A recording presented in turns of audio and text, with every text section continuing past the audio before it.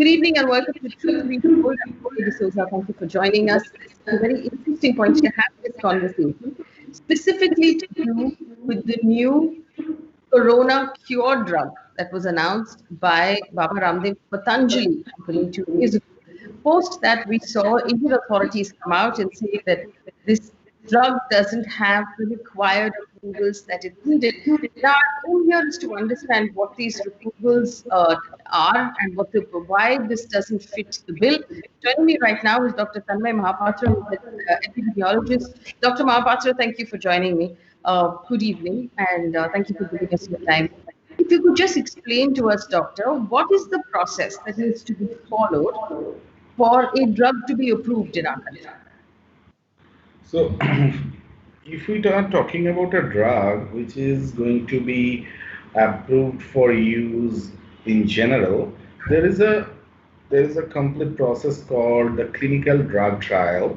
There Yes. are two kinds of processes when we speak about any vaccine or something which is used for somebody who is normal, that we often call as not the clinical trial, but it is kind of randomized control trial or field trial, that kind of thing. Clinical trial means we are dealing with patients. Now, for the patients, there are different stages of a drug trial when we are actually trying to understand that whether that drug is efficacious to prevent or cure a disease. We need to understand that what is the definition of the word efficacy. Efficacy is something which gives us an idea that to prevent or cure a particular condition, how good that particular agent is, so that we have out of 100, if we are actually saying that 98%, 99% are in ideal condition, are going to be cured, or if we are talking about a vaccine, in case of say 100 out of 100, 99 are going to be or 100 are going to be prevented, we call that efficacy when it is in ideal condition. And what does ideal condition mean? Ideal condition means that the particular clinical agent, let's talk about clinical agent, which can be a drug, which can be a procedure, anything, which ultimately that clinical agent is given in a situation so that that particular person on whom it is being tried, they're admitted in a facility. They are being administered this under a situation when they are under proper clinical observation for all kind of effects and side effects. So when I say that, it is actually not about the efficacy only, it is also safety. And there are different stages. I don't want to make this discussion too much technical or jargonic. So I'm not going into the animal phase of a stage and after that coming into human phase and then thinking about the severity of side effects and all those stuff. Then toxicity, then safety, and then a different stage 3, A, B, and after that post-marketing trials. So I'm making it a little bit easier for the discussion with the general people. So when we have such an agent which can actually somehow biologically we know that is actually have the potential of coming up with effects which can cure a disease. Let's concentrate on our context. So suppose we need to have something where we can cure corona or cure a disease. So for that matter, we first have to check that whether in an ideal condition, when the person is admitted in a place with all kind of medical observation and clinical observation going on, so that we can see different effects on the body, how the drug is working, and it's kind of a volunteer-based scenario when we try to see among those cases how that particular medicine is working in terms of taking them to cure or relief. Now there comes this is regarding efficacy. There is something which is tested later, which is effectiveness when we are talking about the real life situation, the field situation. When something is actually tested in the field and in a situation when there may be not ideal situation, there may be some people rarely they can have some side effects and all those stuff. So we kind of have the scenario which is called solicited or non-solicited side effects. That is, there are also this called the serious ones, non-serious one. So I have already spoken about 4 kinds of scenario.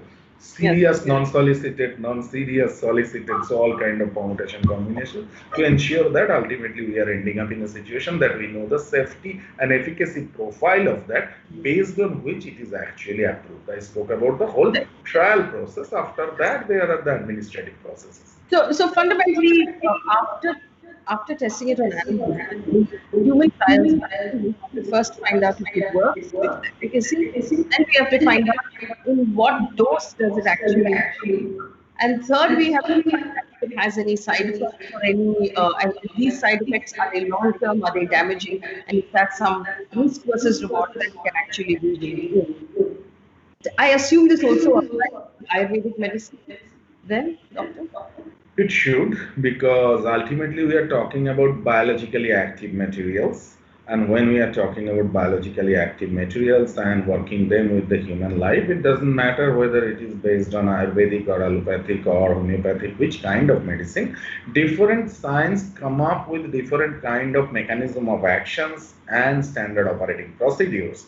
But while talking about these from a little higher aspects, like going through the understanding the efficacy of that particular thing and then seeing its dosage and then talking about its safety profile and tolerance, there should be the similar process for the Ayurvedic also. Right. And doctor, something to do with Patanjali, there were some challenges. For example, Ayush Ministry put a statement saying that there's no such medicine that has been approved by them. We had a professor in Uttarakhnd's Ayurved department who said that he had issued a license for an immunity boost and not a cure. So is there some gray here about who approves medicines in India? I am little confused by the terminologies floating around regarding Coronil and COVID and all those stuff, because we are using the word cure, which fortunately I think we all know the meaning. And if we are talking about COVID-19 or SARS coronavirus, novel coronavirus 2, we are actually talking about a viral disease, an infectious disease. A virus is a kind of a genetic material which enters into our body, and based on different kind of protein based enzymatic actions, we ultimately end up in having different copies of that particular virus in the body, which then continues to have their mechanism of action in our different organs, ending up causing different kind of serious complications, for which some of the patients are dying who have their comorbidities. That much is what we know about this particular disease so far. After that, there are confusions regarding whether it is actually embolism because of the cytokine storm, and after that, those materials causing some kind of occlusion and obstructions in different micro vessels and different air pathways, smaller aerial pathways, or whether it was actually the original theory of acute respiratory distress syndrome that was okay, or it is a because of some reason there is a huge hypoxia which is ending up into all these kind of things. So these are the whole pathway of the disease. Now, if we are talking about immune booster, we are talking about not contracting the disease. We are not talking about its cure or something. We are talking about whether the person, if in fact, if exposed, are going to be infected by the disease or not. Now, I am not an expert to talk about any Ayurvedic medicine, so I really don't know what this tulsi and those other things which are there, as I read in this, they are going to work.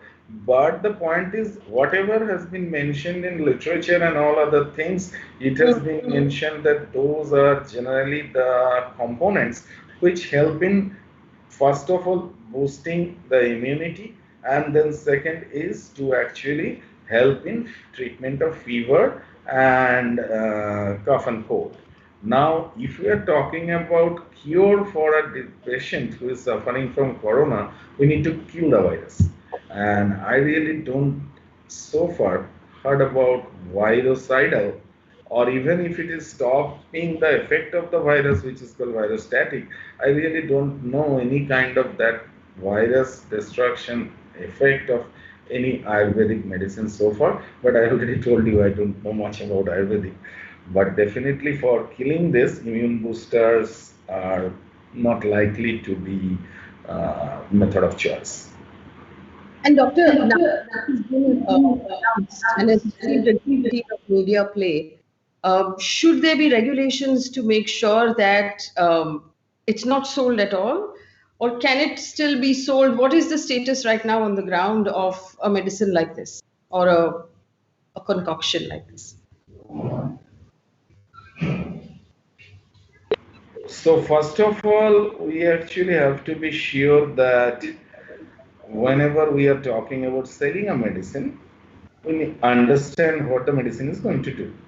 Now we are seeing conflicting news articles saying it was submitted for approval before, somebody got saw it, after that it was actually progressing through the system, after that nobody know what is happening, etc., etc. First of all, we need to know there is a process, right? For any drug, before it is being available in the market, there is a process of first of all licensing it, and before that, having ensuring that this has certain efficacy and effectiveness through a proper scientific process. I have not seen any scientific article on this particular drug, as I mean the Ayurvedic medicine, as well as any trial on that. But I have seen many scientific articles on many homeopathic and Ayurvedic and other kind of treatments, because after those things only all this science advances through conjectures and refutations. You gather conjectures, then try not to get refuted, and then only through a proper process of peer review and all those things, you get a particular trial or something tested. And then there is this process of licensing. So there are some checks and balance through which all the drugs need to go before getting it accepted in the market for selling. Now, without that, it should not be in the market, because I can give you this scenario. I'm an epidemiologist. I work in the field. I talk to people. I have to go to people. I need to work in the field with people. And please give me a medicine which will ensure that despite having comorbidities that I have, I can do that with more vigor that I can doing right now. And I'll be doing that. So if without that process, somehow as it is being sold in the market, I get that kind of assurance that I'm protected, or I have, if I'm diseased, I'm cured from corona, it can give us a false sense of kind of precaution as well as relief. All right. Dr. Mahapatra, thank you so much for answering these questions and helping us understand what is really going on, so we can be a little more careful with every announcement that comes out, especially in the middle of a pandemic when information is so important. Thank you for our viewers for watching Truth Be Told. Remember, leave questions for us at the bottom of the video and we'll try and answer your questions. Thanks for watching.